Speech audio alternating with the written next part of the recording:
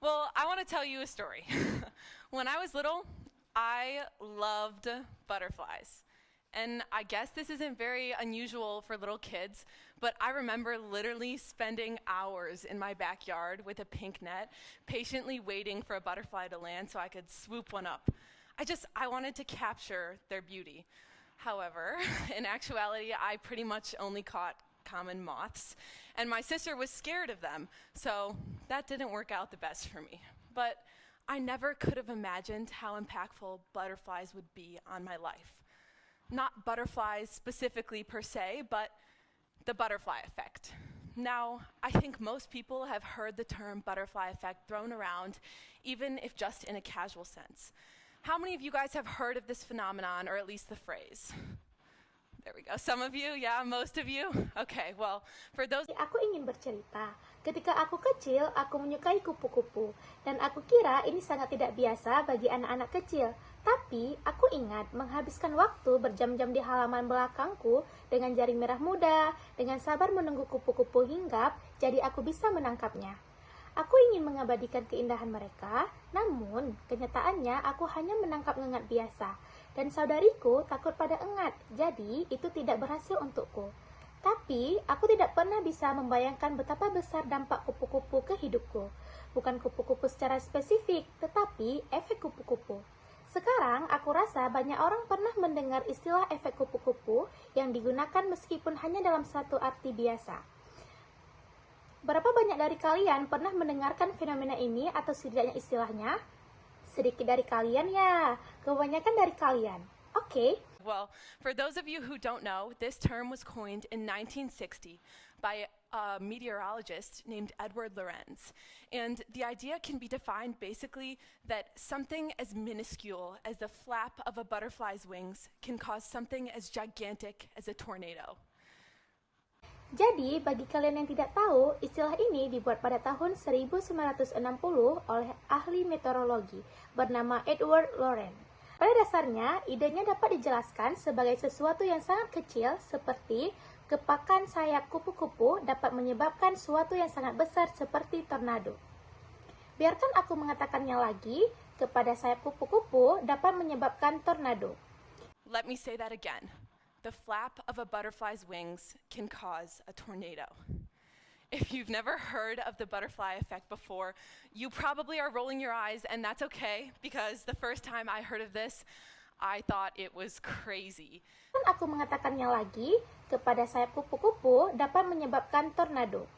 Jika kalian belum pernah dengar tentang efek kupu-kupu sebelumnya, kalian mungkin tidak akan percaya, dan tidak apa-apa, karena saat pertama kali aku mendengarnya, aku pikir ini gila.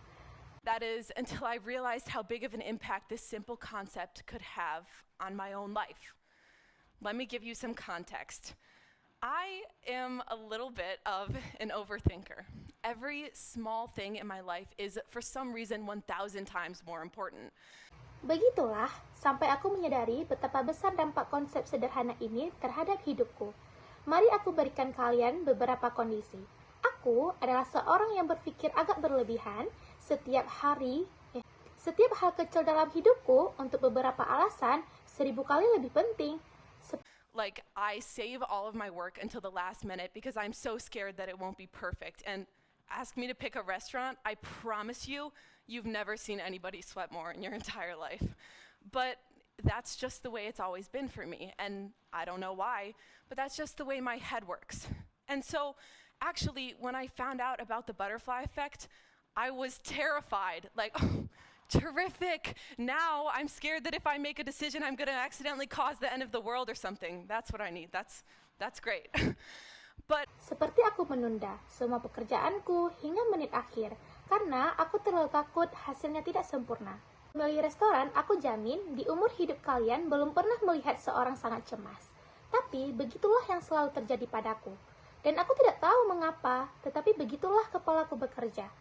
Dan sebenarnya, saat aku mengetahui tentang efek kupu-kupu, aku ketakutan. Seperti, oh luar biasa, sekarang aku takut jika aku membuat keputusan. Aku secara tidak sengaja akan menyebabkan akhir dunia atau lainnya. Itulah yang aku butuhkan. Itu bagus.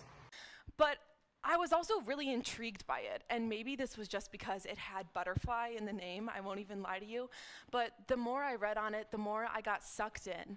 And I realized this is actually an incredibly complex idea that deals with one of my biggest fears, a loss of control. And also, the academic, and by that I do mean the slightly nerdy part of me, knew that this idea made logical sense. It's grounded in science, the science that Edward Lorenz created to support it. And that science is basically this. Now, hold on. Science isn't really my cup of tea. Don't worry, I won't get sciencey. I'll just say it in the simplest possible terms. Tapi, aku juga sangat tertarik dengan hal ini. Dan mungkin hanya karena ada nama kupu-kupu pada namanya, aku bahkan tidak berbohong. Tapi, semakin aku membacanya, semakin aku tertarik. Dan aku sadar bahwa sebenarnya ini adalah ide yang sangat rumit yang berhubungan dengan salah satu ketakutan terbesarku, kehilangan kendali dan juga akademis. Dan maksudku, sisi kecilku tubuhku tahu bahwa ide ini masuk akal. Ini didasari oleh sains yang diciptakan oleh Edward Lorenz untuk menunjuk idenya. Dan ilmu sains itu pada dasarnya adalah ini. Sekarang, tunggu. Aku tidak tertarik pada sains. Jangan khawatir, aku tidak akan terlalu ilmiah. Aku hanya akan mengatakan istilah paling sederhana.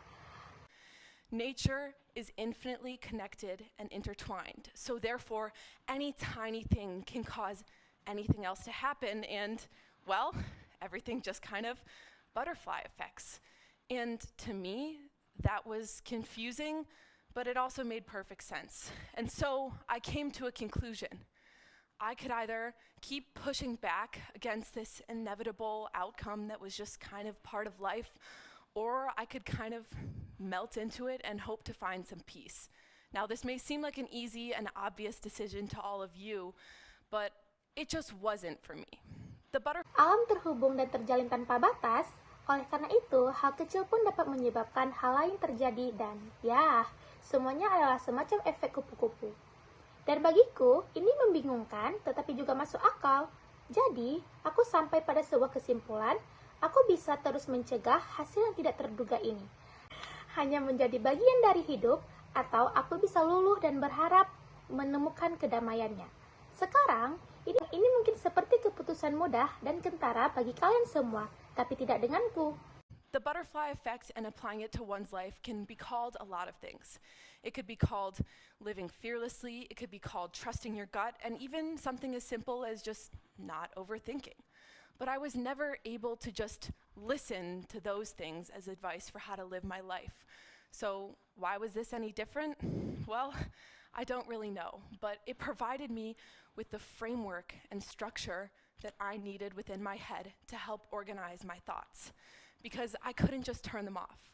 Some days my brain would exhaust me, and it was that exhaustion that pushed me to finally give in. And so I did. I completely surrendered myself to the fact that all of my decisions, no matter how tiny, could lead to or prevent anything else from happening in my life or in the world. Efek kupu-kupu dan menerapkan pada hidup seseorang bisa disebut dengan banyak hal. Bisa disebut sebagai hidup tanpa rasa takut, bisa disebut mempercayai naluri kalian, dan bahkan sesuatu yang sederhana seperti tidak berpikir berlebihan. Tapi, aku tidak pernah bisa mendengarkan hal-hal tersebut hanya sebagai nasihat cara menjalani hidupku. Jadi, mengapa hal ini berbeda? Ya, aku juga tidak terlalu tahu. Tapi, hal ini menyediakan kerangka kerja dan struktur yang kubutuhkan dalam kepalaku untuk membantu mengatur isi pikiranku. Karena aku tidak bisa begitu saja memastikan pikiranku. Beberapa hari, otakku akan menghabiskan tenagaku. Dan karena kelelahan itulah yang mendorongku untuk menyerah. Dan aku menyerah. Aku sepenuhnya menyerahkan diriku pada fakta bahwa semua keputusanku, tak peduli seberapa kecil, dan menyebabkan atau mencegah hal lain terjadi dalam hidupku atau di dunia.